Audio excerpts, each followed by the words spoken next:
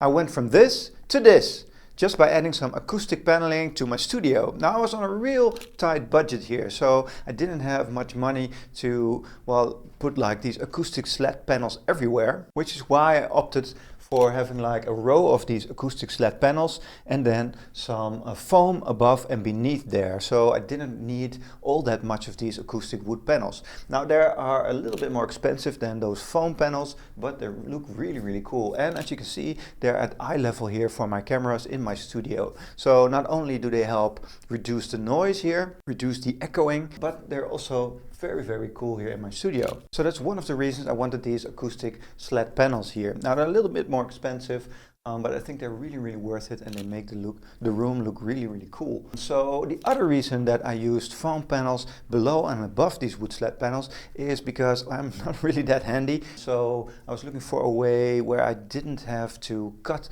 into the wood because I don't have the equipment for that, or I would have to hire another person to do that for me, to cut them to size, and then that would cut into my budget as well.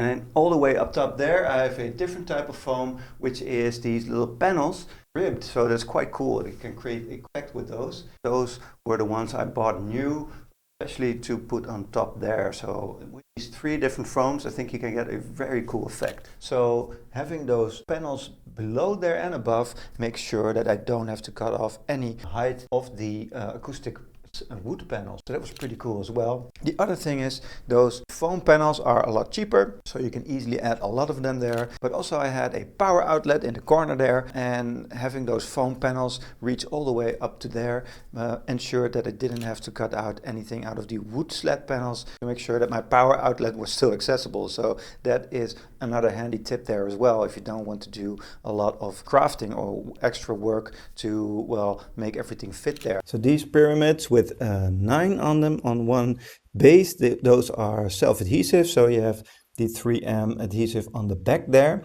and these little smaller pyramids, these have like these adhesive stickers you can put on each of the corners. I don't really mind that much, because I ended up using additional tape to hang these up because the 3M glue that was on there wasn't strong enough, so it doesn't really matter anyway. So using those foam panels was very easy to cut out the right size for those electrical outlets. You just need to measure this last part here.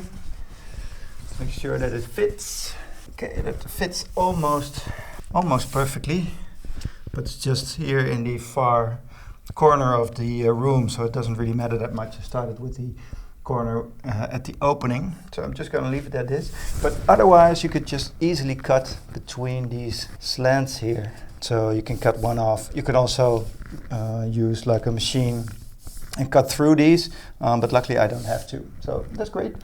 Now I used double-sided tape here throughout, so the foam panels, they came with like this double-sided adhesive, but these wood slat panels, I put them on the wall with this double-sided tape, and that seems to be holding them quite well. So they're quite heavy, but using the tape was another way that I could do this on a budget, because I didn't need anyone else to come in here and attach these. And I didn't need to drill any holes for them to stick to the wall.